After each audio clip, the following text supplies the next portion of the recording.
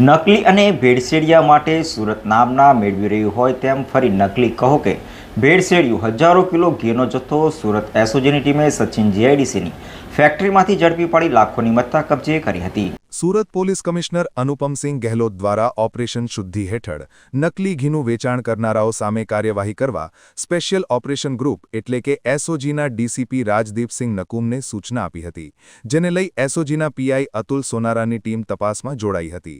ત્યારે એસઓજીના PSI MD હડિયાની ટીમના અનાર્મ head constable Jakshibhai Shantibhai અને અનાર્મ પોલીસ કોન્સ્ટેબલ દેવેન્દ્રદાન ગંભીરદાનને મળેલી બાતમીના આધારે સચિન જીઆઈડીસી વિસ્તારમાં આવેલી ફેક્ટરી પર દરોડો પાડ્યો હતો।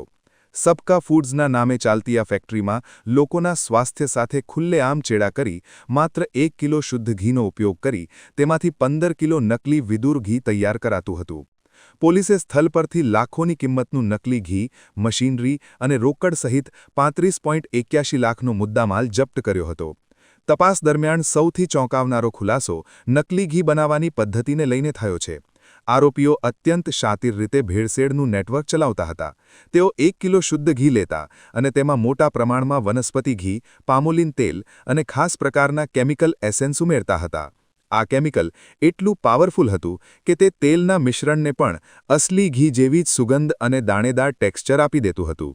આ મિશ્રણમાં ચોક્કસ પ્રકારનો રંગ ઉમેરી તેને ગાયના પીળા ઘી જેવું દેખાડવામાં આવતું હતું। આ રીતે માત્ર 1 કિલોમાંથી 15 કિલો ઝેર તૈયાર કરી બજારમાં ઊંચા ભાવે વેચાતું હતું। આરોપીઓ દ્વારા તૈયાર કરાયેલું નકલી ઘી વિદુર ગાયનું ઘી અને દેશી ઘીના બ્રાન્ડ નેમ હેઠળ વેચાતું હતું। આ માલ માત્ર સુરત પૂરતો મર્યાદિત નહોતો। પોલીસ તપાસમાં બહાર આવ્યું છે કે આ ઘી ગુજરાતના વિવિધ જિલ્લાઓ ઉપરાંત અન્ય રાજ્યોમાં પણ હોલસેલ ભાવે મોકલાતું હતું। 100 mlના પાઉચથી લઈને 15 કિલોના મોટા ડબ્બા સુધીનું પેકેજિંગ ઉપલબ્ધ હતું। ગ્રાહકોને છેતરવા માટે ડબ્બા પર આકર્ષક સ્ટીકરો અને માર્કેટિંગ ટ્રિક્સનો ઉપયોગ કરાતો હતો। આ મસમોટા કૌભાંડ પાછળ 2 મુખ્ય શખ્સના નામ સામે આવ્યા છે।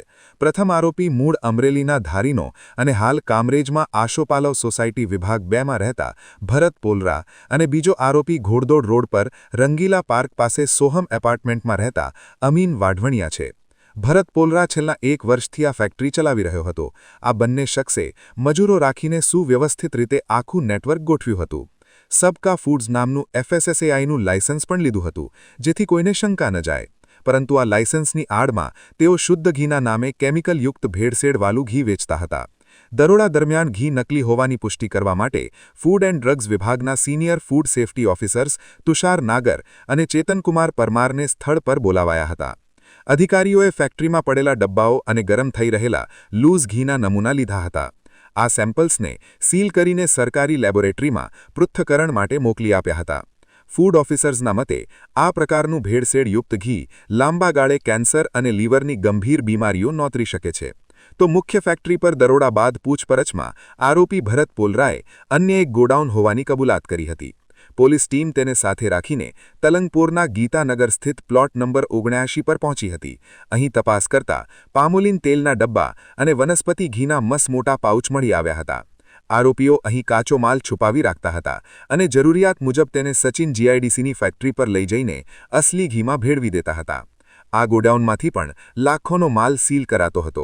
એસઓજીએ એક નકલી ઘીની ફેક્ટરી સચિન જીઆઈડીસી વિસ્તારમાંથી ઝડપેલ છે। 2029 કિલોગ્રામ ઘી, 15 લાખનો મુદ્દામાલ અને ટોટલ મશીનરી સાથે 36 લાખનો મુદ્દામાલ ઝડપેલ છે।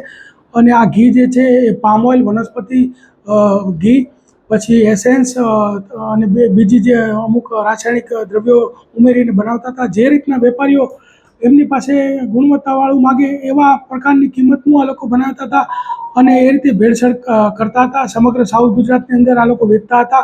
હોલસેલ ભાવે બનાવી દેતા હતા અને પછી છૂટક ભાવે આ લોકો વેચતા હતા। વધુ ભાવ લઈને 600 રૂપિયામાં આ લોકો હોલસેલમાં વેચતા હતા, ત્યારબાદ 1000 રૂપિયા સુધીનો ભાવ લઈ અને વેચતા હતા। છેલ્લા 2 વર્ષથી આ લોકો આ પ્રવૃત્તિ કરતા હતા। હાલ તો એસઓજીએ આરોપીઓ ભરત પોલરા અને અમીન વાઢવણિયા વિરુદ્ધ પોલીસ ફરિયાદ દાખલ કરાવી છે। પોલીસ હવે એ દિશામાં તપાસ કરી રહી છે કે સુરતના કયા વેપારીઓ આ નકલી ઘીના નેટવર્કમાં સામેલ હતા અને આ માલ કયા શહેરોમાં સપ્લાય થયો છે।